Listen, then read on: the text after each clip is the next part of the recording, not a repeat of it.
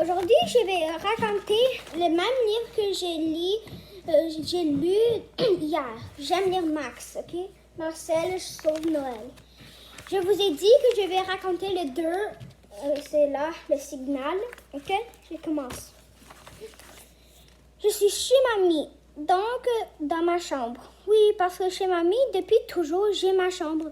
Elle l'a conçue de décorer pour moi. C'est une pièce minuscule sous le comble, aménagée comme une cabine de navire ou de ballon dirigeable. La fenêtre donne sur le toit de la ville. La soirée a été merveilleuse, une fois de plus. Marcel Podagre est venu dîner et nous avons abondamment discuté de tout, y compris de papy. Et nous deux, Marcel et moi, nous avons dissipé la mélancolie de ma grand-mère. J'ai demandé à Marcel s'il avait le droit d'absenter en plein pendant l'illumination.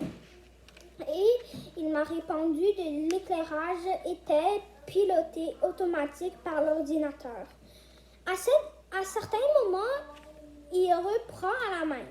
Quand il a envie de mettre un peu de pep, c'est pep ou quoi? Je sais pas. Oui, je sais. Je dois parler au phénomène anormal.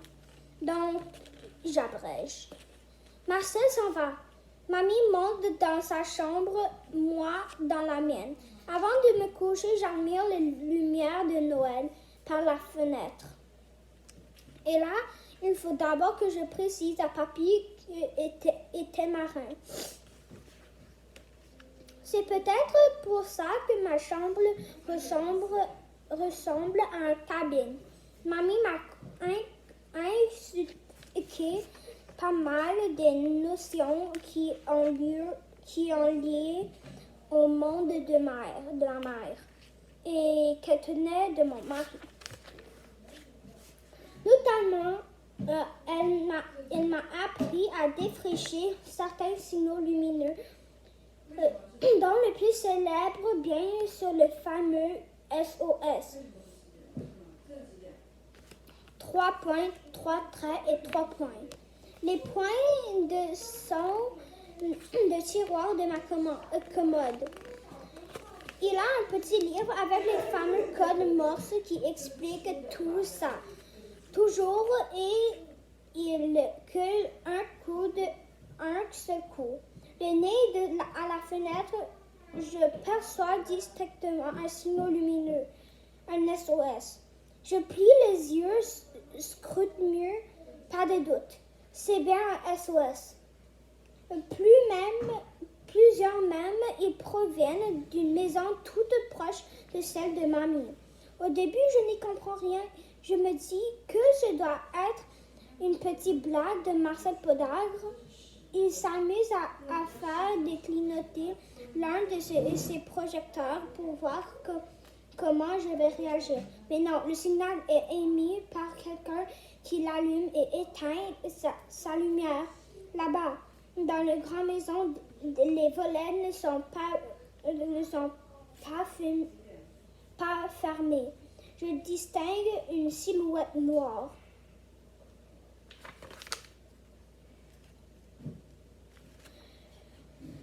Qui peut bien envoyer un SOS et pourquoi?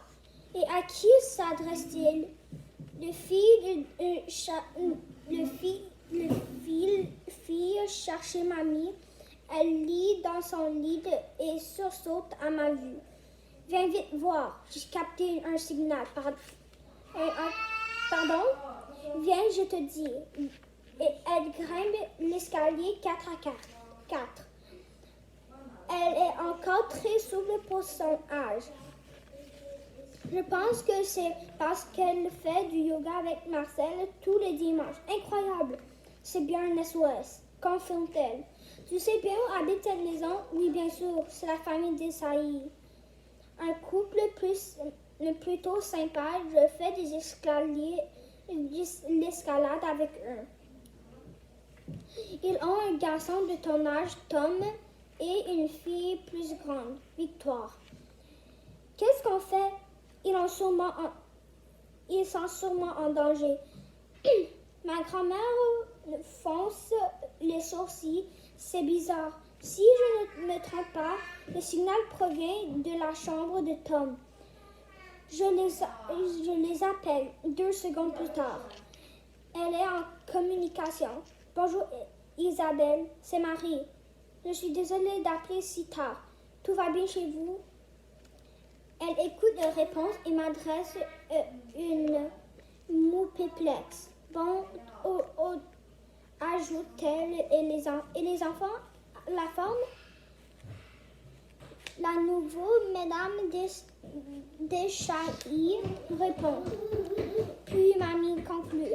En fait, je voulais juste dire que j'ai ma petite fille à la maison comme chaque année.